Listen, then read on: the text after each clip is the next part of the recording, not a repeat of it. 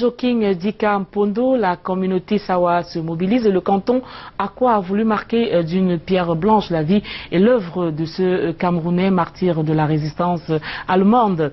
100 ans après donc son décès, on reparle ce dimanche de la vie de cet homme qui fait partie des figures marquantes de l'histoire du Cameroun. On reparle également de cette cérémonie, de ce concept mis en place par la communauté urbaine de Douala, le vivre ensemble, un concept qui promeut la paix entre les communautés qui vivent ici dans la ville, dans la capitale économique du Cameroun. Madame, Monsieur, bonjour et merci d'avoir accepté de suivre Canal 2 International ce dimanche.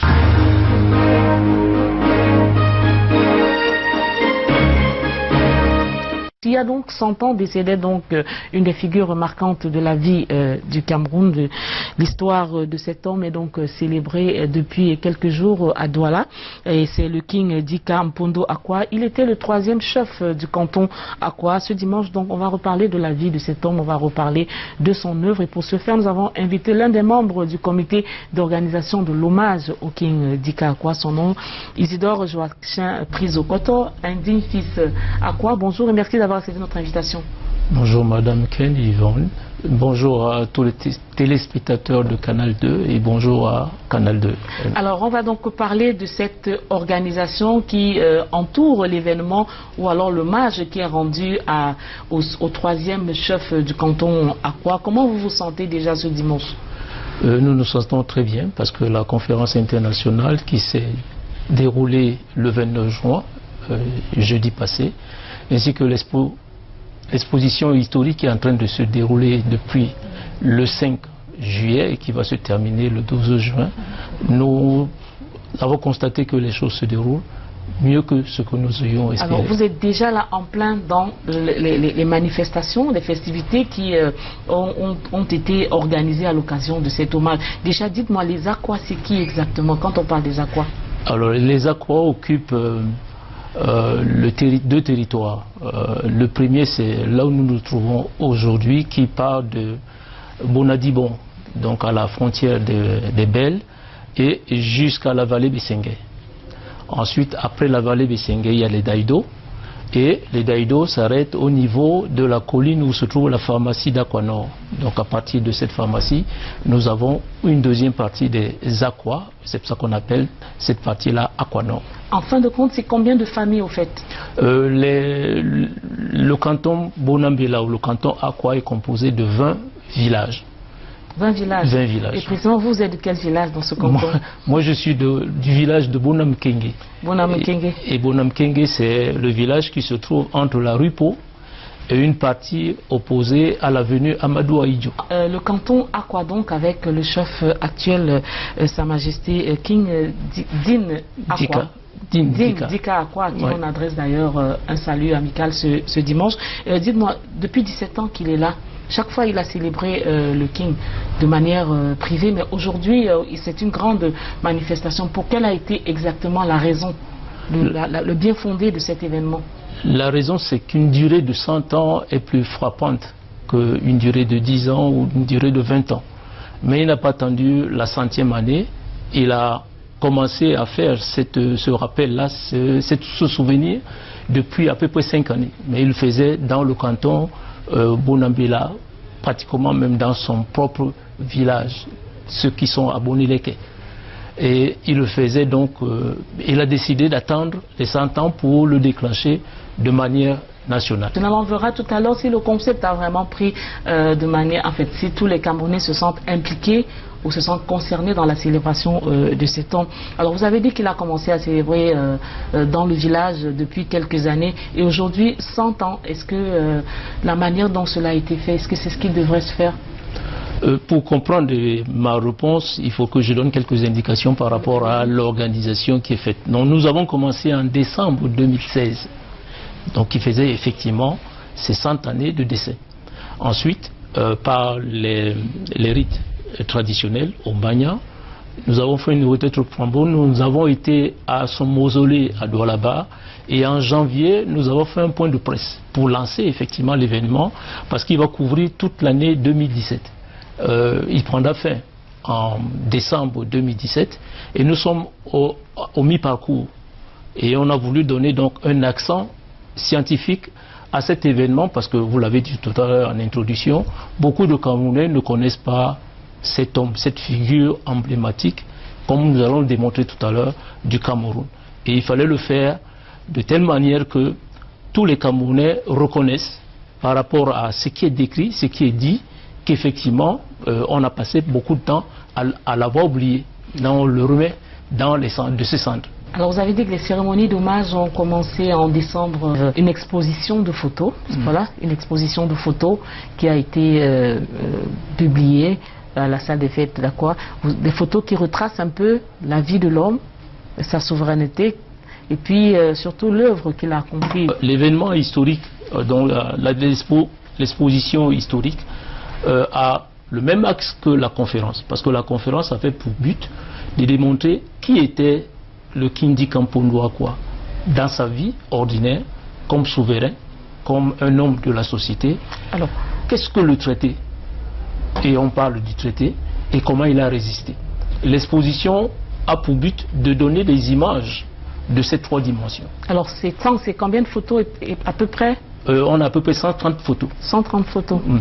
On avait plus de 300, mais comme la salle n'est pas aussi grande et comme on avait décidé de donner des axes de l'exposition, on a retenu 130 photos. 130 photos. Si on parlait de la conférence internationale, qu'est-ce qui a été dit exactement? Ce qui a été dit, c'est d'abord la direction qu'a donnée à la conférence l'intervention du Kindi Kampondo Akwa, c'est-à-dire nous devons, à partir de cet événement, consolider la mémoire historique de notre pays de telle manière que les jeunes d'aujourd'hui aient un chemin de développement bien banalisé. Qu'il a de plus précieux qui lui permettent de continuer à vivre aisément et de développer. Ce que Aimé Césaire et puis Senghor ont dit, la mondialisation c'est un milieu de donner et de recevoir. Il faudrait que les Africains apportent quelque chose d'eux-mêmes. Et donc la globalisation interne du Cameroun, chaque ethnie doit apporter ce qui est fondamental pour elle, pour qu'on construise ce patrimoine. La deuxième chose qu'on a apprise, c'est la différence entre un engagement verbal, notre civilisation orale, et une civilisation écrite, pour démontrer que l'écrit n'est pas aussi fort que l'oral. Quand on donne sa parole, on la respecte pour des raisons qui ont été expliquées.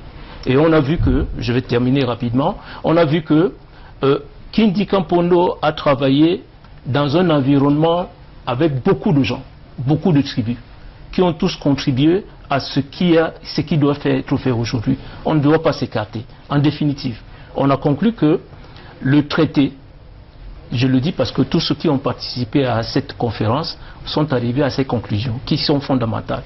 Le traité n'est écrit ni en douala, ni en français, ni en allemand, il a été écrit en anglais. Deuxièmement, ce n'est pas seulement Kindi Kampondo qui a signé, il était accompagné d'un certain nombre de témoins, y compris le King Bell. La troisième chose que je dirais, c'est qu'on est tous d'accord que quand on dit Cameroun, berceau de nos ancêtres, on ne voit pas le berceau. Il y a lieu maintenant de construire ce berceau-là, qu'on a appelé à la conférence, un panthéon de tous les ancêtres, de tous ceux qui se sont battus pour que le Cameroun soit quelque chose qu'on est en train de vouloir oublier. Il faut qu'on le reconstruise.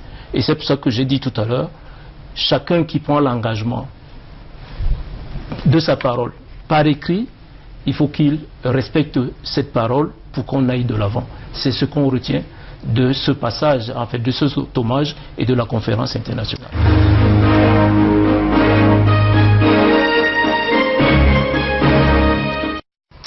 Alors, retour sur ce plateau avec Prince Koumane Doumbé III. Merci d'avoir accepté notre invitation et bienvenue sur Canal D International. Ben, c'est moi qui vous remercie, Cathy Ken, de m'avoir invité. Alors, c'est un plaisir. Dites-moi, vous n'êtes pas du canton à quoi? Vous êtes de quel canton? Nous sommes tous de Douala, mais moi je suis Bélé Bélé. Bélé, Bonabélé, Bonabéry. Yeah. Voilà. Ah, donc vous êtes de Bonabéry. Alors, au préalable d'arriver sur le sujet pour lequel nous vous avions invité, je voudrais vous dire un mot sur cet élément qui vient de passer, le concept qui vient d'être mis sur pied par la communauté urbaine de Douala, Vivre ensemble, une manière de favoriser la cohésion entre les communautés. Vous avez suivi le délégué dire Vivre ensemble, c'est ne pas jeter les ordures n'importe où, ne pas vivre de telle manière qu'on permette aussi aux voisins de vivre aisément dans la communauté. Est-ce que vous pensez que ce concept a son importance? Je crois que c'est un concept très important. Et ce qu'il faut savoir, c'est que avant que les Européens ne viennent ici, Douala était déjà une ville cosmopolite. C'est-à-dire que ce n'est pas maintenant seulement que les autres sont venus à Douala. Douala a toujours été le port, la porte d'entrée et de sortie du Cameroun. Donc même avant 1884, beaucoup de non-Douala vivaient ici à Douala. Bon, aujourd'hui, c'est une grande ville, mais le désordre et l'incivisme sont tellement grands que si on ne met pas un peu d'ordre, ça va être très grave. C'est pour ça qu'il faut saluer toute initiative qui nous permet de vivre ensemble et non pas de vivre, parce que j'avais écrit un livre dans les années 80 où je disais que dans nos villes, nous ne vivons pas ensemble, mais les communautés vivent, c'est-à-dire cloisonnées les unes à côté des autres. Bon, tandis qu'il est grand temps quand même qu'il y ait ce véritable vivre ensemble, c'est-à-dire où on invente une nouvelle culture camerounaise et non pas ethnique dans une ville. Alors lorsque vous voyez les chefs du nord-ouest, les Fon arriver dans la ville à Douala rencontrer les chefs Sawa, donc là ça veut dire que la cohésion commence carrément en haut. C'est-à-dire que les Fon et les chefs Sawa se mettent ensemble pour dire aux populations de copier l'initiative, l'exemple je voudrais dire. Bon, je pense que c'est bien d'être ensemble. C'est ça, non, être ensemble. Puisque moi-même je le fais aussi régulièrement. Et je crois que ce serait bien aussi que les chefs Sawa aussi aillent à Bamenda pour la même chose. Et que ceux du nord, de l'extrême nord, etc. C'est-à-dire que qui est ce mélange pour se connaître un peu mieux. Moi je pense qu'il faut multiplier ce genre d'initiatives. Alors vous êtes donc docteur en histoire. Professeur. Ah, professeur en histoire. Je vous ai régressé un peu en grade. Non, mais on commence par docteur. On commence par docteur. J'ai fait mon doctorat d'histoire à Lyon en 1975. Ça date, ça? En janvier 1975. Et puis en études germaniques. Oui, en études germaniques aussi, oui. Donc du coup, vous avez fait beaucoup de recherches ensuite? Mais je fais les recherches sur le Cameroun depuis 1969. De manière permanente, en fait? Oui, de manière permanente. Parce que le problème du Cameroun, c'est que aujourd'hui, on vous dit que vous êtes des bilingues, c'est-à-dire français, anglais. Ça occulte tout ce qui s'est passé avant. Avant, c'était les Allemands qui étaient ici. Et vous ne maîtrisez pas la langue allemande, vous n'avez pas accès, n'est-ce pas, à la naissance du Cameroun. Et avant les Allemands, il y avait les Camerounais qui vivaient ici. Et maintenant, nos enfants ne parlent même plus leur langue. Ça veut dire qu'ils n'ont même pas accès à l'histoire de leur propre pays. Donc, ils se limitent à l'actualité. Vous voyez? Et bon, moi j'essaie de faire un travail en profondeur pour quand même qu'on n'oublie pas tout ce qui s'est passé et qu'on ait les documents de référence. Alors nous parlons donc de l'histoire du Cameroun, cette histoire qui permet ces derniers temps au canton Akwa de célébrer l'une des figures qui a marqué cette histoire. Alors aujourd'hui cette histoire est problématique parce qu'en fait les livres d'histoire que nous avions étudiés à l'école disent que le King Dika Mpondo a été celui qui a été le signataire du traité germano-camerounais le 12 juillet 1884. Et ça, c'est ce qui est écrit dans les livres d'histoire. Mais entre-temps, il y a eu des recherches qui ont été faites, il y a eu un certain nombre de développements. Quand il y a un événement comme celui-ci, ce sont des chercheurs et des historiens étrangers qui viennent nous relater notre histoire. Ça veut dire que les historiens camerounais ont échoué, je suppose. Ça veut dire que vous n'êtes peut-être pas capable de relater l'histoire et de la vulgariser, l'histoire du Cameroun, ou alors vous n'avez pas accès aux documents, ou alors à tout ce qui peut concerner comme preuve historique de notre passé. Bon, je vais tout simplement dire que je crois que je suis connu comme professeur des universités, pas seulement au Cameroun, même en Allemagne. Et pour cette histoire du traité, j'ai vu que le professeur Austen de l'Université de Chicago a été invité. Et je vous montre ici le professeur Austen que moi, Kouma Doumbé III, j'ai invité en 1986 à l'Université de Yaoundé 1. Parce que là, nous avons organisé un colloque sur 100 ans de relations avec les Allemands. Je veux tout simplement dire que ce soit Austen, Bly, Mommsen, Stöcker... Ils ont été vos étudiants? Non, non, ce sont des collègues que j'ai invités en 1986. Nous sommes aujourd'hui en 2017. Bon, il est venu à Douala, bon, je ne sais même pas, je ne savais même pas comment le rencontrer. Et d'autre part, j'ai aussi vu que on a invité ici une dame, professeur Gisela Ewe. Gisela Ewe n'est pas professeur. Gisela Ewe, c'est une boursière chez mon collègue, professeur Zimmerer à Hambourg. Alors, on l'amène ici comme professeur, et moi, son professeur, je suis là, je ne suis même pas invité pour venir parler. Alors, bon, je ne veux pas de polémique. Non, c'est pas la je polémique. dis tout simplement que cette histoire de croire que on va à l'extérieur pour chercher des sommités pendant que vous avez vos propres sommités sur place. Bon, mais il y a d'autres collègues qui ont parlé. Même le professeur Dikoumé était à cette conférence de 1986 que j'ai organisée grâce à l'aide de la présidence de la République au Cameroun. Et puis, vous savez, nous avons un problème. Parce que la polémique, ce n'est pas bien. Il faut la science. Il faut la recherche fondamentale. Et je sais que nous avons un problème. C'est pour ça que j'ai convoqué une conférence de presse mardi prochain, mardi 11 à 11h, Afrique à venir, pour montrer les documents fondamentaux, les traités, puisque c'est des traités qu'on parle. Tous ces traités-là, les Camerounais n'ont même pas vraiment encore vu ça. Alors, avant d'en arriver à la conférence de dimanche, oui, de mardi prochain, oui, dites-nous aujourd'hui, l'histoire enseigne que l'histoire, des livres d'histoire qui sont écrits naturellement... On dit qu'il y a d'abord un traité germano-douala, ça n'existe nulle part. Je suis fatigué. C'est ça qu'on écrit dans les livres. C'est-à-dire que les historiens camerounais ont tribalisé l'histoire du Cameroun. Aucun document, et je mets tous les historiens au défi, aucun document de l'époque ne vous parle d'un traité germano-douala. Tous les traités, c'est-à-dire, c'est We are the kings of Cameroon. C'est ça qui est écrit dans les traités. Et même aujourd'hui, quand les Allemands publient des documents sur ces traités-là, c'est écrit Cameroun Vertrag. Cameroun, parce que c'est cet endroit où nous sommes ici à Douala qu'on appelait Cameroun. Bon, ça c'est une chose. La deuxième chose, c'est que j'ai essayé de chercher d'où vient cette histoire que on dit que Dikampondo a été le signataire plénipotentiaire, quand même. Alors, comme ça, donc, pour vous, le traité germano-camerounais n'a pas été signé par King Dika Mpondo? Il n'est pas le signataire plénipotentiaire? Non, non, non, non. Il ne faut pas qu'on dise n'importe quoi, s'il vous plaît. Je suis un professeur plein, je ne suis pas un chargé de cours. Hein?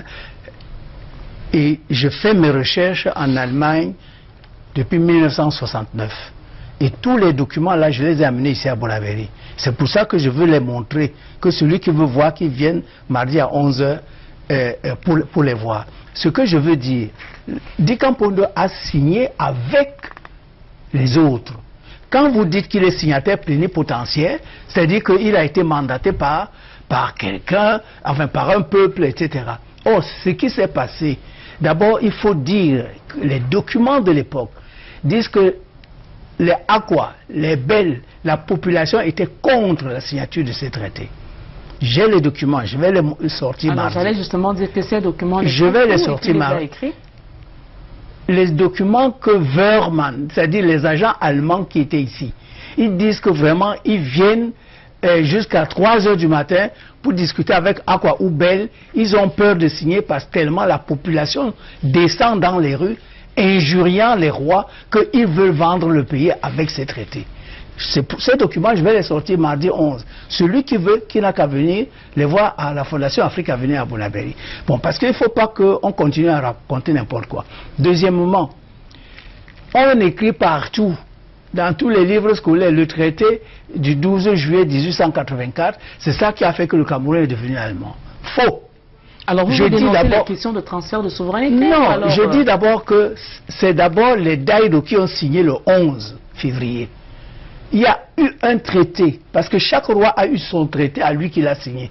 Tandis que tel qu'on présente ici, on présente comme Sidi Kampondo a signé pour les autres et Bel était témoin. S'il vous plaît, il faut sortir les vrais documents, les documents authentiques. Et je vois que même le document qui est mis ici en facsimilé, pour ceux qui savent lire, il n'y a nulle part, on écrit nulle part que Bel était témoin. Alors j'ai essayé de comprendre d'où vient cet amalgame.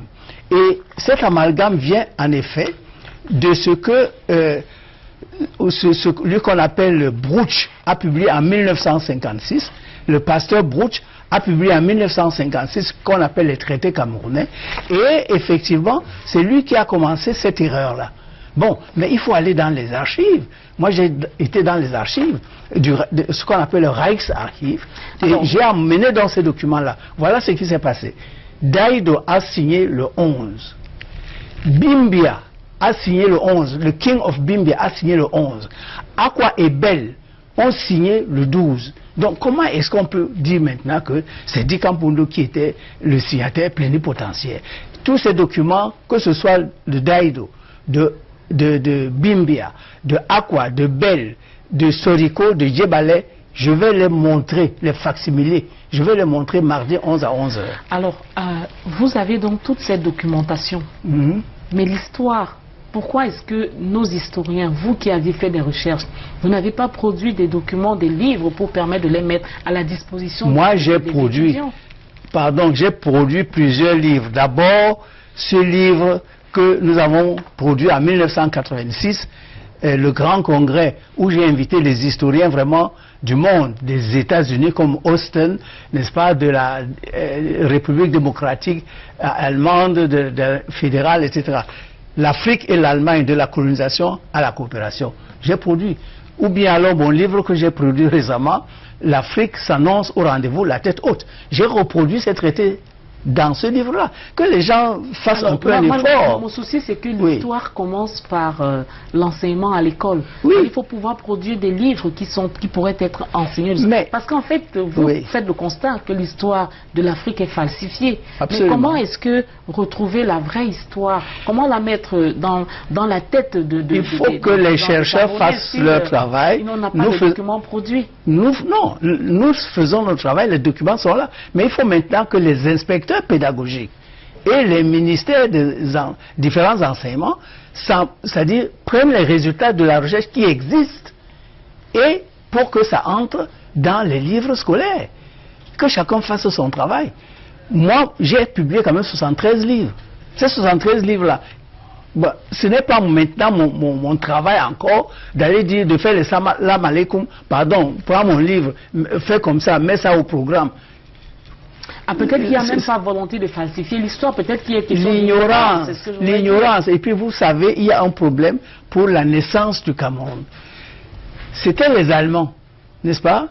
C'est-à-dire la langue allemande. Les historiens camerounais, pour la plupart aujourd'hui, ne lisent pas l'allemand.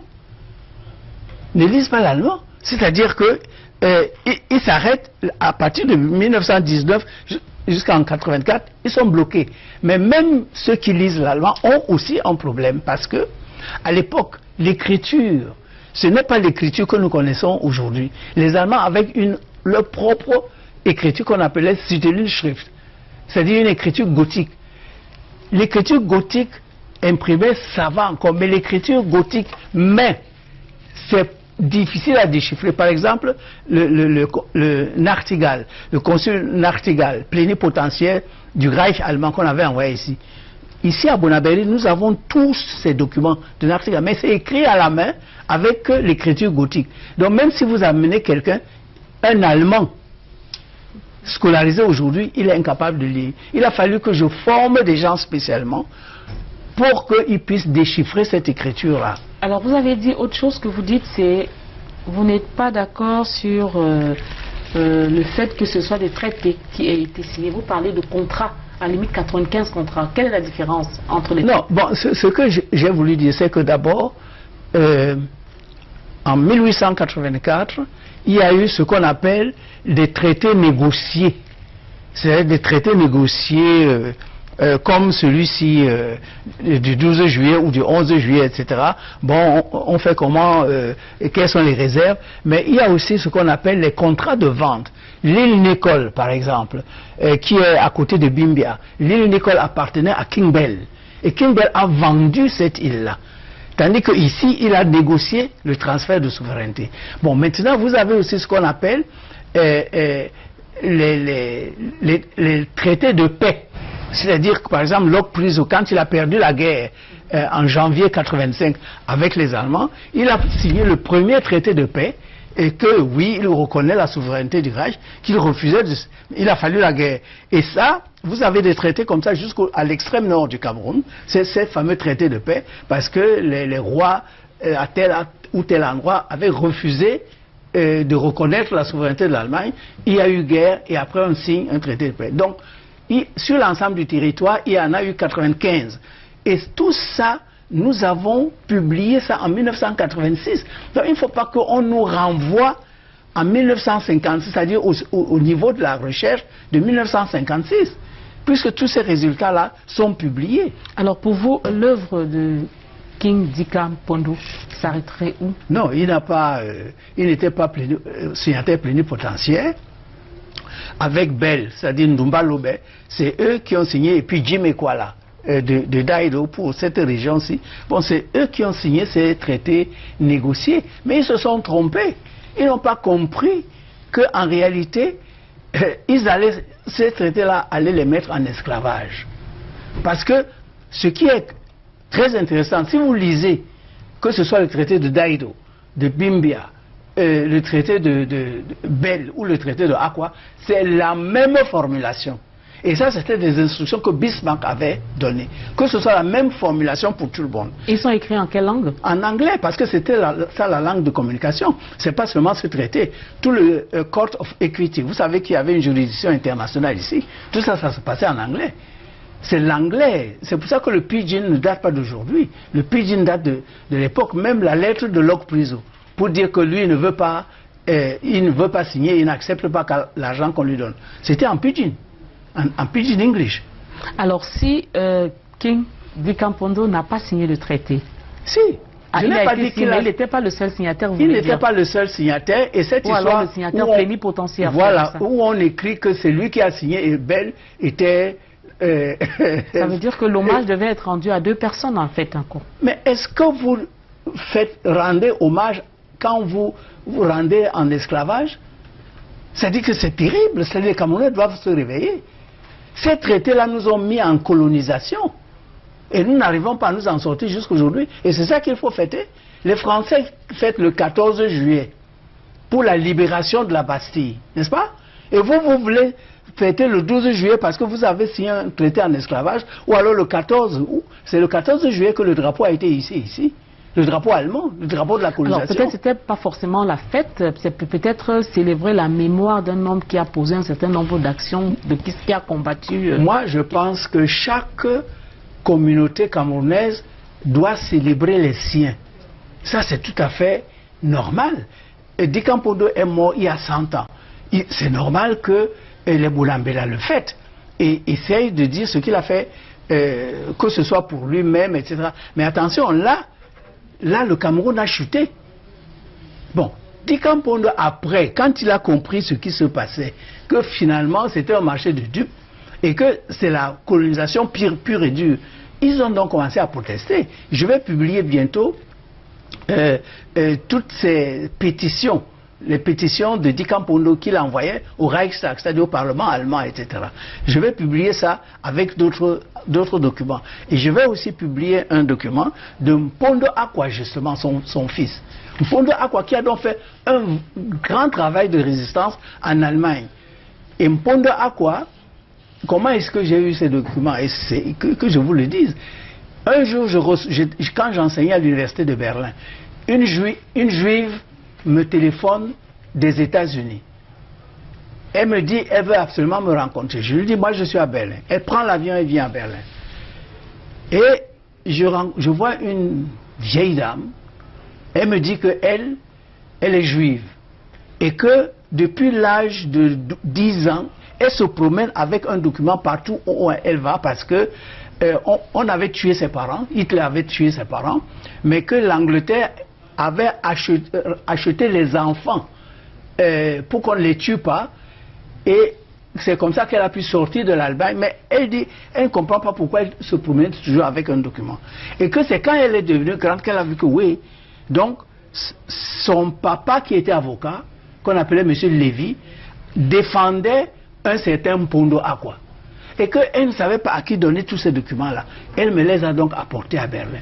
Et je suis en train de faire pour les publier. Il faut que les gens quand même viennent à la source, là où il y a les documents qui peuvent les aider. Parce que Mpondo Akwa, c'était une personne... Alors quand vous dites venir à la source, juste une parenthèse. Oui. Vous êtes le seul à savoir que vous avez reçu une documentation qui concerne Mpondo Akwa. C'est à vous de mettre vos documents, de les rendre J'ai publics. créé toute une fondation. Les gens viennent du monde entier. Je dis bien du monde entier pour venir à la Fondation Afrique Avenir International à Bonabéry. Peut-être que il si n'y on a a que les gens qui sont à Douala qui ne savent pas où ça se trouve. Oui, c'est à côté du lycée polyvalent. Alors quand l'histoire, l'adage qui dit au grand homme la patrie reconnaissante, oui. Pour vous, cette date du 12 juillet 1884 ne devrait nous servir à rien du tout, sinon qu'au quand vous ne pouvez pas célébrer votre mise en esclavage, mais quand vous ne savez pas que... C'est-à-dire que quand vous n'êtes même pas conscient de cela, alors vous célébrez n'importe quoi. Alors mais l'histoire dit quand même vous savez que l'esclave qui a tellement intégré l'esclavage est content d'être esclave. Ah oui. Et quand vous lui essayez même de le tenir par la main pour sortir, il ne comprend pas où vous voulez l'amener. Non, il est grand temps que les Camerounais et les Africains se réapproprient leur histoire et comprennent ce qui s'est passé pour comprendre ce qui les a amenés là où ils sont aujourd'hui. Alors, au-delà donc de l'aspect culturel que représente le King Dikam Pondo, son histoire a quand même une coloration un peu politique. Hein? Bon, ça, ce n'est pas de mon ressort. Moi, je ne fais pas la politique. Enfin, ma politique que je fais, c'est de ramasser les documents qui concernent le Cameroun partout où je vais dans le monde et de les ramener ici au Cameroun. Mais est-ce que vous ne pensez pas que, la vie de ce King-là a quand même eu un impact sur le Cameroun? Mais bien sûr, puisque d'abord, c'est par ces traités que le Cameroun est entré en colonisation. Et ensuite, vous avez eu toutes ces luttes-là qui ont fait que, grâce à ces luttes, quelqu'un comme Fonpout Kamer, un gouverneur qui était vraiment très brutal, c'est par toutes ces pétitions-là que les Akwa et les autres, les Belles, etc., envoyaient que Pout Kamer, par exemple, on a pu l'enlever pour Fonpout Kamer. Mais je veux dire qu'il ne faut pas effleurer l'histoire, il faut aller dans les profondeurs. Mais en se remémorant quand même de cette histoire, des événements comme celui qui est célébré en ce moment à Douala, qui aura au masque, permet quand même de nous rafraîchir. La mémoire. De rafraîchir la mémoire. C'est pour ça qu'on a cette émission. Et nous émission. amène même à commencer à chercher, pour ceux qui ne le savaient Exactement. pas, à chercher des pans de vérité. Exactement. Vous voyez qu'aujourd'hui, vous allez mettre à la disposition des journalistes, vous avez dit mardi prochain, une sorte de documentation qui va permettre d'avoir une sorte d'éclairage. Donc c'est quand même important aussi. Mais bien sûr. Non, c'est pour ça que j'ai dit qu'il faut que dans chaque communauté, on célèbre. Vous savez que tous les 28 août de l'année, nous célébrons à Bonaberi, ancien Hickory Town, les résistants, pas de Douala et de Sawa seulement, mais les résistants de tout le Cameroun. Les premiers résistants de tout le Cameroun, nous les célébrons toujours tous les 28 août à Bonaberi, au mausolée de Locke Priso. Et cette fois-ci, ça sera les 27, les 28 et les 29 août.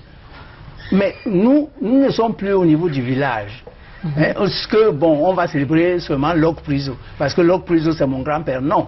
On célèbre les résistants, ceux qui ont résisté sur l'ensemble du territoire camerounais. Et vous savez que là, les sultans viennent de Mokolo, le